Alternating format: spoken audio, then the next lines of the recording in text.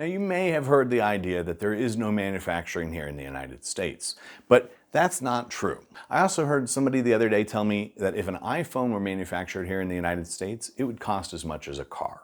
Also not true. It would be more expensive, but it would not cost as much as a car would.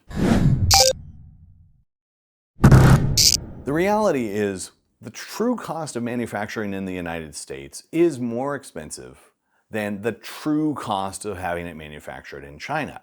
But those costs show up in a lot of different places. So as product is being manufactured here in the United States, there will be some price adjustments.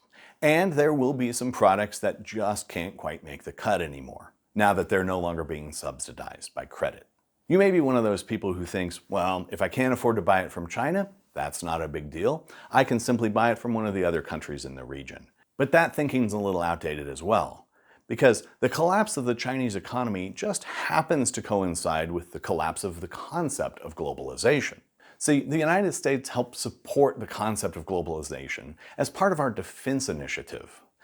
And it was very effective during the Cold War era. But the formal end of the Cold War was over 30 years ago. The military, the market, the environmentalists, and even the politicians have lost their appetite to support such a system. Now, China became an economic power because they got in at the right time, and they utilized the concept of globalization to accelerate their economy. China's not simply failing because of internal economic policies.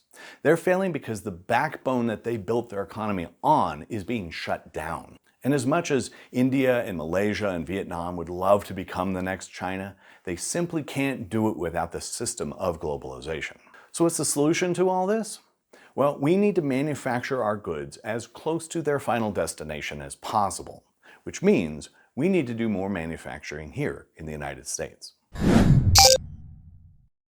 The United States does not have the manufacturing capabilities we had back in the 1950s, or back in the 1970s, or even back in the 1990s. We currently have limited manufacturing capabilities, so we can't bring all the manufacturing back today. But all indications say that we're gonna need to. Keep in mind that it takes time to build this infrastructure. It takes time to build buildings, to train people, and to get equipment up and running. So in the meantime, we are gonna have limited manufacturing capabilities. In order to utilize the manufacturing capabilities we have here, you or your company are gonna need to do one of two things.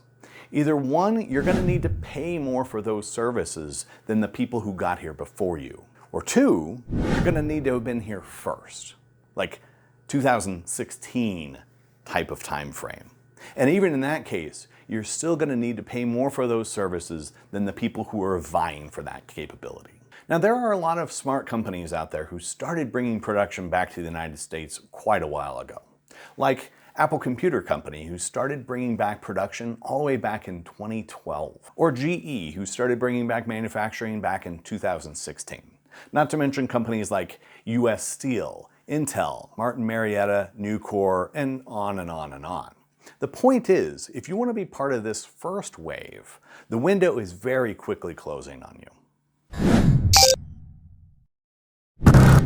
So if you're still manufacturing overseas, or God forbid in China, you need to start getting out of there immediately. There will be a day in the not too distant future where you place an order for goods and they simply don't arrive.